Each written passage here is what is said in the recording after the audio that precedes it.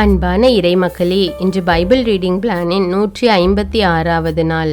இன்று நாம் நீதிமொழிகள் புஸ்தகத்தை வாசிக்க தொடங்க இருக்கிறோம். நீதிமொழிகள் என்னும் இந்நூல் ஒழுக்கத்தையும் சமயத்தையும் சார்ந்த போதனைகளின் தொகுப்பாகும்.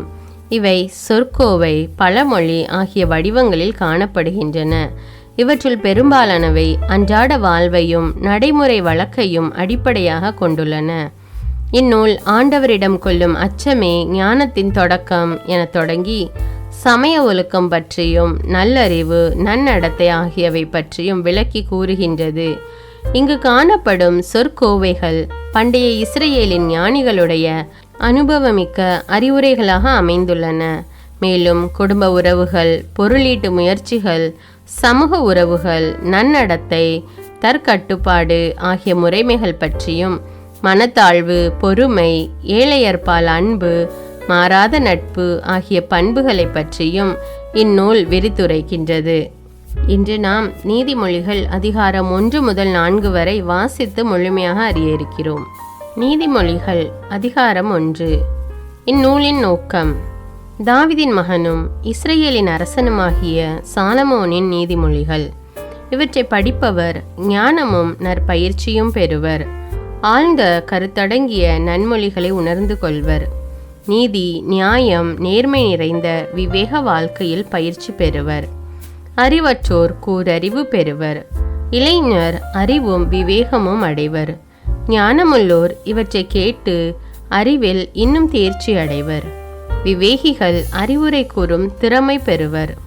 நீதிமொழிகளையும் உவமைகளையும் ஞானிகளின் நன்மொழிகளையும் புதிர்மொழிகளையும் அவர்கள் உய்த்துணர்வர். இளைஞருக்கு நல்லுரை: ஆண்டவரிடம் கொள்ளும் அச்சமே ஞானத்தின் தொடக்கம். ஞானத்தையும் நற்பயிற்சியையும் மூடரே அவமதிப்பர்.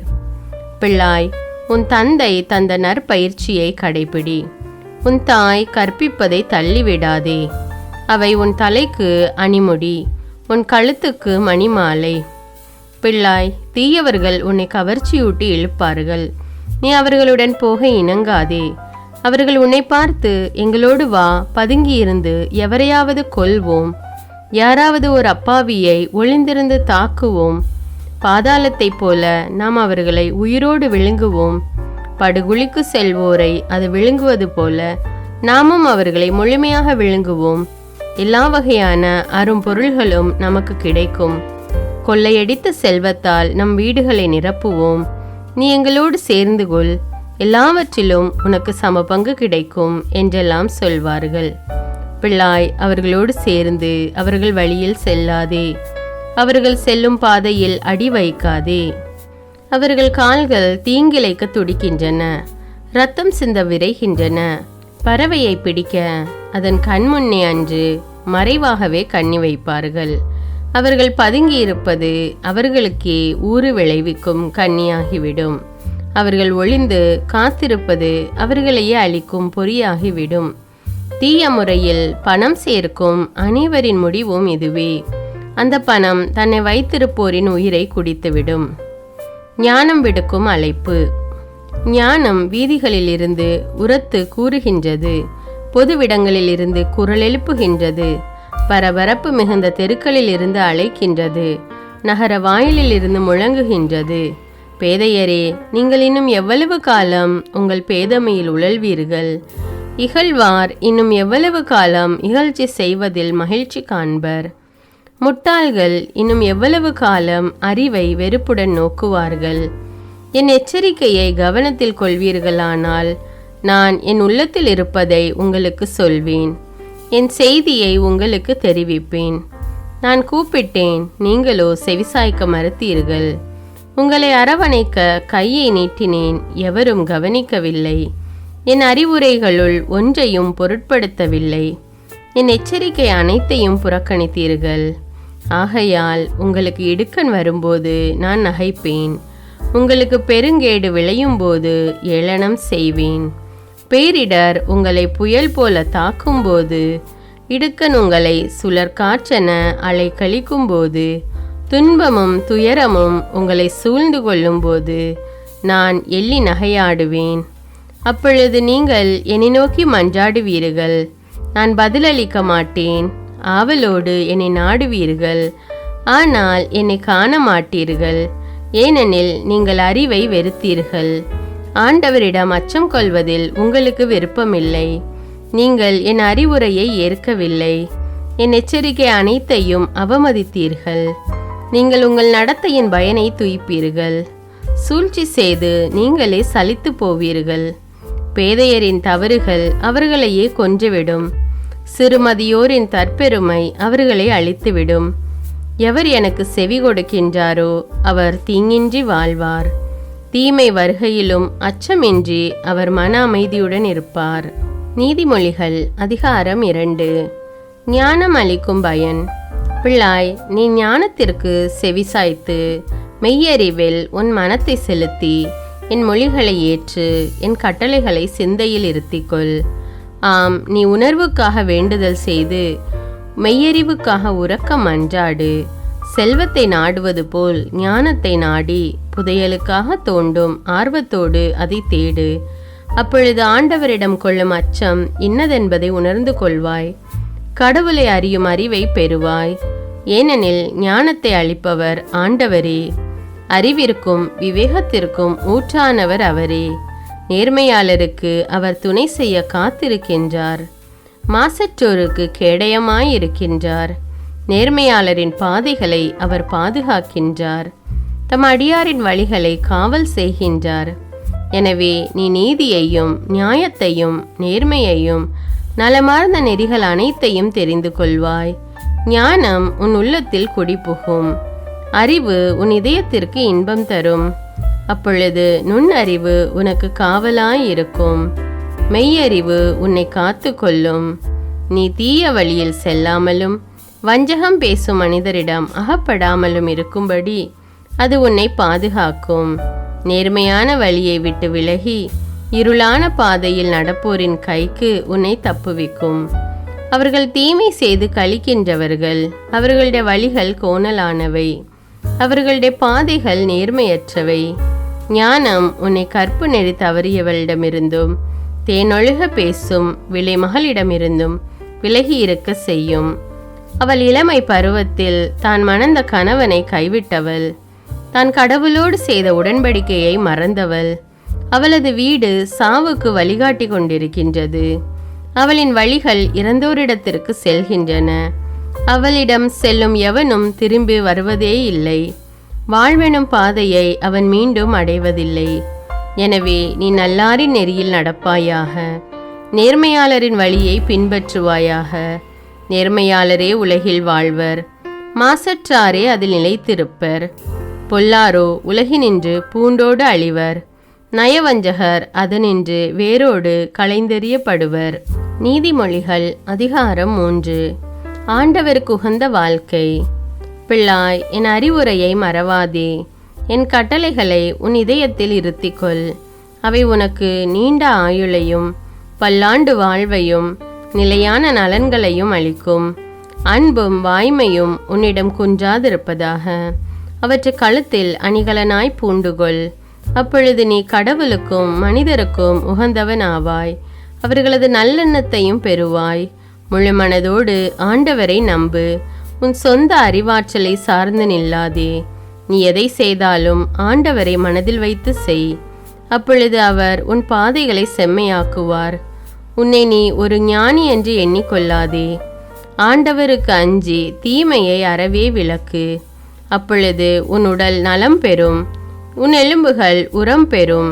உன் செல்வத்தை கொண்டு அவரை போற்று. உன் விளைச்சல்கள் எல்லாவற்றின் முதற் பலனையும் ஆண்டவருக்கு காணிக்கையாக்கு. அப்பொழுது உன் களஞ்சியங்கள் நிறைந்திருக்கும்.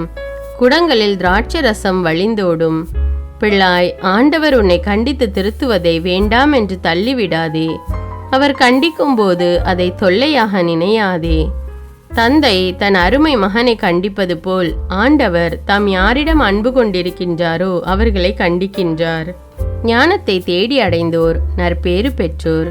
மெய்யறிவை அடைந்தோர் நற்பேறு பெற்றோர். வெள்ளியை விட ஞானமே மிகு நலம் தருவது. பொன்னை விட ஞானத்தால் வரும் செல்வம் மேலானது. ஞானம் பவளத்தை விட விலைமதிப்புள்ளது. அரும்பொருள் எதுவும் அதற்கு நிகராகாது. அதன் வழக்கை நீடித்த ஆயுளை அருள்கின்றது. அதன் இடக்கை செல்வமும் மேன்மையும் கிடைக்க செய்கின்றது. அதன் வழிகள் இன்பம் தரும் வழிகள். அதன் பாதைகள் யாவும் நலம் தருபவை. தன்னை அடைந்தோருக்கு அது வாழ்வெனும் கனிதரும் மரமாகும். அதனை பற்றி கொள்வோர் நற்பேறு பெற்றோர். ஆண்டவர் ஞானத்தால் பூவுலகிற்கு அடித்தளமிட்டார். விவேகத்தால் வானங்களை நிலைபெற செய்தார். அவரது அறிவாற்றலால் நிலத்தின் அடியிலிருந்து நீர் பொங்கி எழுகின்றது. வானங்கள் மழையை பொழிகின்றன. பிள்ளாய், விவேகத்தையும் முன்மதியையும் பற்றிக்கொள். இவற்றை எப்போதும் உன் கண் முன் நிறுத்திவை. இவை உனக்கு உயிராகவும் உன் கழுத்துக்கு அணிகலனாகவும் இருக்கும். நீ அச்சமின்றி உன் வழியில் நடப்பாய். உன் கால் ஒருபோதும் இடராது. நீ படுக்க போகும்போது உன் மனதில் அச்சம் இராது. உன் படுக்கையில் நீ அயர்ந்து தூங்குவாய். பொல்லார் திகிலடைவதையும் அவர்களுக்கு அழிவு வருவதையும் காணும்போது நீ அஞ்சாதே. ஆண்டவர் உனக்கு பக்கத்துணையாயிருப்பார். உன் கால் கண்ணியில் சிக்காதபடி உன்னை காப்பார். உன்னால் நன்மை செய்யக்கூடுமாயின் தேவைப்படுபவருக்கு அந்த நன்மையை செய்ய மறுக்காதே. அடுத்திருப்போர் உன்னிடம் கேட்கும் பொருளை நீ வைத்து கொண்டே போய் வா, நாளைக்கு தருகிறேன் என்று சொல்லாதே. அடுத்திருப்பாருக்கு தீங்கிழைக்க திட்டம் தீட்டாதே. அவர்கள் உன் அருகில் உன்னை நம்பி வாழ்கின்றவர்கள் அல்லவா? ஒருவர் உனக்கு ஒரு தீங்கும் செய்யாதிருக்கும் போது அவரை வீண் வாதத்திற்கு இழுக்காதே. வன்முறையாளரை கண்டு பொறாமை கொள்ளாதே. அவர்களுடைய அடிச்சுவடுகளை பின்பற்றாதே. ஏனெனில் நேர்மையற்றோரை ஆண்டவர் அருவருக்கின்றார். நேர்மையாளரோடு அவர் உறவு கொள்கின்றார். பொல்லாரது வீட்டின் மேல் ஆண்டவரது சாபம் விழும். அவருக்கு அஞ்சி நடப்போரின் உறைவிடங்களில் அவரது ஆசி தங்கும். செருக்குற்றோரை அவர் இகழ்ச்சியுடன் நோக்குவார். தாழ்நிலையில் உள்ளவர்களுக்கோ கருணை காட்டுவார். ஞானமுள்ளவர்கள் தங்களுக்குரிய நன்மதிப்பை பெறுவார்கள். அறிவீலிகளோ இகழப்படுவார்கள். நீதிமொழிகள் அதிகாரம் 4. ஞானத்தினால் வரும் நன்மைகள். பிள்ளைகளே, தந்தையின் போதனைக்கு செவிசாயுங்கள். மெய்யுணர்வை அடையும்படி அதில் கவனம் செலுத்துங்கள். நான் உங்களுக்கு நற்போதனை அளிக்கின்றேன். நான் கற்பிப்பதை புறக்கணியாதீர்கள். நான் என் தந்தையின் அருமை மைந்தனாய் தாய்க்கு செல்ல பிள்ளையாய் வளர்ந்து வந்தேன். அப்பொழுது என் தந்தை எனக்கு கற்பித்தது இதுவே. நான் சொல்வதை உன் நினைவில் வை. என் கட்டளைகளை மறவாதே, நீ வாழ்வடைவாய். ஞானத்தையும் மெய்யுணர்வையும் தேடிப் பெறு. நான் சொல்வதை மறந்து விடாதே, அதற்கு மாறாக நடவாதே. ஞானத்தை புறக்கணியாதே, அது உன்னை பாதுகாக்கும். அதை அடைவதில் நாட்டங்கொள், அது உன்னை காவல் செய்யும். ஞானத்தை தேடி பெறுவதே ஞானமுள்ள செயல். உன் சொத்து எல்லாம் கொடுத்தாயினும் மெய்யுணர்வை தேடி பெறு. அதை உயர்வாய்க்கொள், அது உன்னை உயர்த்தும். அதை நீ தழுவிக்கொள், அது உன்னை மாண்புற செய்யும். அது உன் தலையில் மலர் முடியை சூட்டும். மணிமுடி ஒன்றை உனக்கு அளிக்கும். பிள்ளாய், கவனி, நான் சொல்வதை ஏற்றுக்கொள். அப்பொழுது உன் ஆயுட்காலம் நீடிக்கும். ஞானத்தின் வழிகளை உனக்கு கற்பித்திருக்கின்றேன். நேரிய பாதைகளில் உன்னை நடத்தி வந்தேன். நீ நடக்கும்போது உன் கால் சறுக்காது. நீ ஓடினாலும் இடறி விழமாட்டாய். பெற்ற நற்பயிற்சியில் உறுதியாய் நிலைத்து நில். அதை விட்டுவிடாதே, அதை கவனமாய் காத்துக்கொள். அதுவே உனக்கு உயிர். பொல்லார் செல்லும் பாதையில் செல்லாதே. தீயோர் நடக்கும் வழியில் நடவாதே. அதன் அருகில் செல்லாதே, அதில் கால் வைக்காதே. அதை விட்டு விலகி உன் வழியே செல். தீமை செய்தாலன்றி அவர்களுக்கு தூக்கம் வராது. யாரையாவது கீழே வீழ்த்தினாலன்றி அவர்களுக்கு உறக்கம் வராது. தீவினையே அவர்கள் உண்ணும் உணவு, கொடுஞ்செயலே அவர்கள் பருகும் பானம். நேர்மையாளரின் பாதை வைகரை ஒளி போன்றது. அது மென்மேலும் பெருகி நண்பகலாகின்றது. பொல்லாரின் பாதையோ காரிருள் போன்றது. தாங்கள் எதில் இடறி விழுவார்கள் என்பது அவர்களுக்கு தெரியாது. பிள்ளாய், என் வார்த்தைகளுக்கு செவிகொடு. நான் சொல்வதை கவனி. உன் கவனத்தினின்று அவை விலகாதிருக்கட்டும். உன் உள்ளத்தில் அவற்றை பதித்து வை. அவற்றை தேடி பெறுவோருக்கு அவை உயிரளிக்கும். அவர்களுக்கு உடல் நலமும் தரும். விழிப்பாயிருந்து உன் இதயத்தை காவல் செய். ஏனெனில் அதனின்று பிறப்பவை உன் வாழ்க்கையின் போக்கை உறுதி செய்யும். நாணயமற்ற பேச்சு உன் வாயில் வரக்கூடாது. வஞ்சக சொல் உன் வாயில் எழக்கூடாது. உன் கண்கள் நேரே பார்க்கட்டும். எதிரே இருப்பதில் உன் பார்வையை செலுத்து. நேர்மையான பாதையில் நட. அப்பொழுது உன் போக்கு இடரற்றதாயிருக்கும். வலப்புறமோ இடப்புறமோ திரும்பாதே. தீமையின் பக்கமே காலெடுத்து வைக்காதே.